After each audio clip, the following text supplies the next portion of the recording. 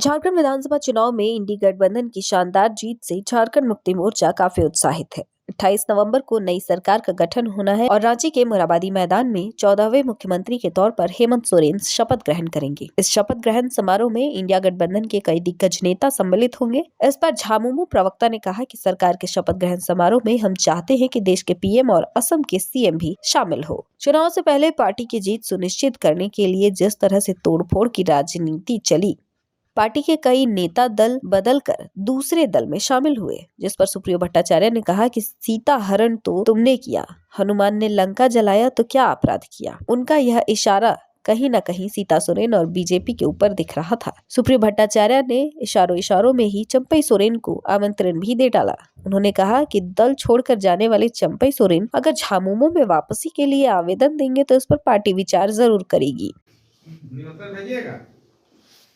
निश्चित तौर पर असम के मुख्यमंत्री को निश्चित तौर पे असम के मुख्यमंत्री को तो खुद टिकट काट के आ जाना चाहिए। बिन बुलाए मेहमान की तरह। जी नहीं, मैं तो बुला रहा हूँ उनको। दादा, आपको नहीं लगता है कि अब इन लोगों को अपने हाल में छोड़ देना चाहिए? देखिए, जो बुरा हाल ये लोग करके गया है ना बाहरी लोग, तो मैं समझ सकता हूँ यहाँ के भाजपा नेताओं का। हमसे एक उसके बड़े नेता हैं, प्रदेश स्तर के और राष्ट्रीय पहचान भी है उनकी। उन्होंने मुझको फोन करके बधाई दिया और कहा कि आपने हमारे घरों को तोड़ दिया, महिलाओं को अपने पक्ष में कर लिया। तो हमने उनको कहा कि भाई, ये खेल तो तुमने शुरू किया था, सीता हरण तो तुमने किया था, तो हनुमान ने लंका जलाया तो क्या अपराध किया। रावण कौन है दादा? जो हर के ले गया था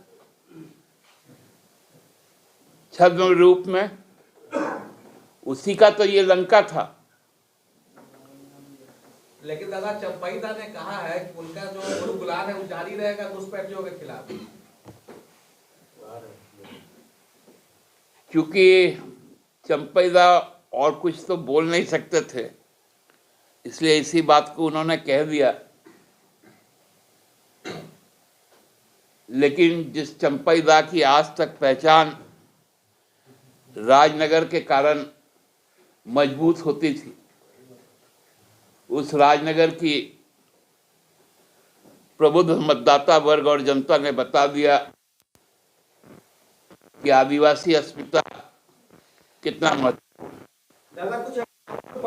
झारखंड मुक्ति मोर्चा ने आजसू सुप्रीमो सुदेश महतो पर तंज कसते हुए कहा कि बेरोजगार की सरकार बनाने वाले थे, लेकिन खुद बेरोजगार हो गए। वहीं उन्होंने मांडू के नवनिर्वाचित विधायक के उस प्रस्ताव पर भी चुटकी ली जो सुदेश महतो के लिए सीट खाली करना चाहते थे। एक हमारे माननीय जनप्रतिनिधि चुने गए हैं मांडू से, मैं तो उनको कहूंगा कि आपके नेता तो रोजगार देने वालों की सरकार बनाने चले थे, खुद बेरोजगार हो गए। कम से कम आपने ये तो समझा कि अब आपका नेता बेरोजगार हो गया है, तो आप उनको पुनर्रोजगार का योजना आपने पेश किया। लेकिन आपके नेता को भी ये हकीकत मालूम है कि केवल नारा गढ़ के लोगों को बेवकूफ नहीं बनाया जा सकता। इसलिए आप सबको पुनः बहुत बहुत शुभकामनाएं, बधाई, धन्यवाद।